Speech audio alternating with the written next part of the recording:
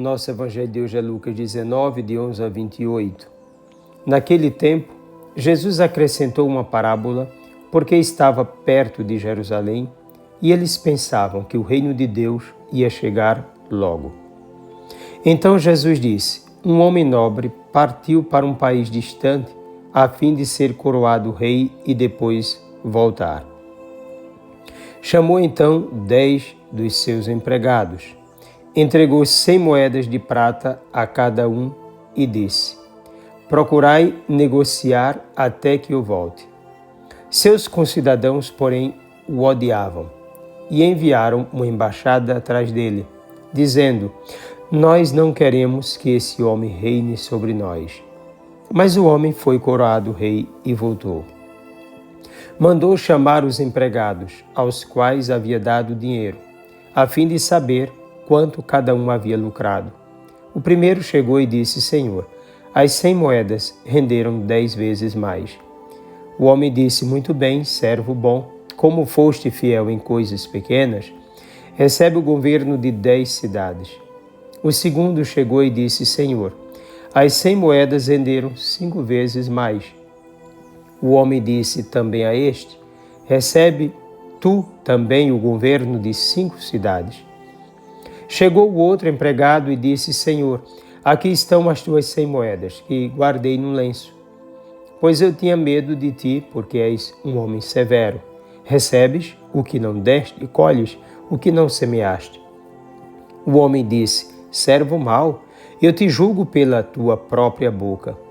Tu sabias que eu sou um homem severo, que recebo o que não dei e colho o que não semeei. Então, por que tu não depositaste meu dinheiro no banco? Ao chegar, eu retiraria com juros. Depois disse aos que estavam aí presentes: tirai dele as 100 moedas e dai-as àquele que tem 1000. Os presentes disseram: Senhor, esse já tem 1000 moedas. Ele respondeu: eu vos digo, a todo aquele que já possui será dado mais ainda, mas aquele que nada tem será tirado, até mesmo que tem. E quanto a esses inimigos que não queriam que eu reinasse sobre eles, trazei-os aqui e matai-os na minha frente. Jesus caminhava à frente dos discípulos, subindo para Jerusalém. Palavra da salvação. Em Mateus 25, 14 a 30, essa parábola trata dos talentos e faz referência a um homem rico. Aqui, em Lucas, trata de moedas, minas, de um nobre que vai receber o título de rei. O fundo histórico é a ida de Arquelau, filho de Herodes Magno, a Roma para receber de Augusto tal título, tendo em vista o governo de Judá. Nobres judeus, antes dele, manifestaram ao imperador sua repulsa ao filho de Herodes, que não recebeu o título de rei e, por isso mesmo, ao retornar, mandou massacrar a todos os traidores. Pois bem, saindo do dado histórico, afirmamos que aquele que recebe uma quantidade X de moedas é justamente aquele que tem capacidade para multiplicá-la. Suas qualidades devem estar a serviço de tal empenho. Os talentos indicam o dom salvífico de Deus, o qual, estando ligado às qualidades daqueles que acolhem esse dom para a realização da vontade de Deus, pode-se dizer que é o reino de Deus, sua palavra, os mandamentos e a fé, e hoje também os sacramentos.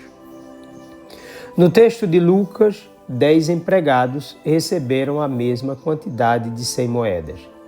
Deles, 2 prestaram conta do que receberam e também do lucro. O terceiro, por medo, incapaz de correr riscos, preguiçoso, homem de má índole, desrespeitoso para com seu patrão, talvez alguém que pensa somente em si mesmo, individualista, alguém sem horizontes e, portanto, sem esperança, enterra as moedas. É, na verdade, um acomodado, satisfeito com o que está aí, que vive na comodidade da lei. ligado apenas ao que lhe oferece tranquilidade diante da vontade de perfeição de Deus. Essa é a lógica farisaica, a lógica de quem tem medo do risco de se lançar na novidade de Deus. Esse é o tipo sem amor, que ainda não teve um verdadeiro encontro com Jesus, que não se preocupa com a salvação do mundo, que não responde ao mandamento de Jesus de ir pelo mundo e pregar o Evangelho a todos os povos. A lógica de Jesus Cristo é outra. Assim como no mundo dos negócios não se pode lucrar sem riscos, o mesmo se dá com a multiplicação dos dons de Deus. Cabe a cada pessoa que se encontrou com Cristo aplicar-se totalmente na causa do reino de Deus, fazendo de sua vida um verdadeiro dom e ainda usando os dons que possui para fazer o bem e levar a mensagem da salvação a todos. Não pode ser discípulo de Jesus Cristo quem só deseja viver no conforto da lei, pensando somente em resguardar a própria vida. É necessário ir ao mundo inteiro, correr grandes riscos no meio do mundo, sem temer as tentações, nem muito menos as perseguições. Não existem homens e mulheres perfeitos, mas pessoas limitadas, fracas, cheias da graça de Deus, impulsionadas pelo Espírito Santo para levarem o Evangelho a todo mundo. Essa parábola lembra uma cena de juízo. Indica a ida de Jesus ao Pai, o tempo da igreja e a parousia, segunda vinda do Salvador. Além disso, produz uma reflexão sobre o que fomos capazes de fazer e o que deveremos fazer daqui para frente. O que fizemos com os bens de Deus? O que podemos ainda fazer? Correremos riscos? Tememos o mundo? Amamos o Senhor ou temos medo dele? O que fizemos e o que faremos com o dom que somos e com os dons que temos? Veja que, na realidade histórica de Jesus, ele, como aquele que vem coroado, foi desprezado pelos seus conterrâneos. Eles não quiseram Jesus. Esta é a figura que se refere a Jesus Cristo. Mas será que nós não estamos agindo do mesmo jeito? Fazendo a mesma coisa?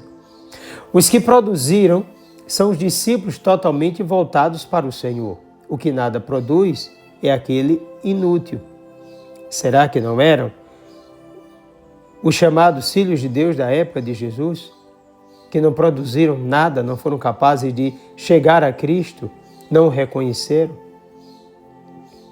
O que não produz nada e é inútil, segundo o texto de Mateus, aquele que não é capaz de se configurar a Jesus por ação do Espírito Santo.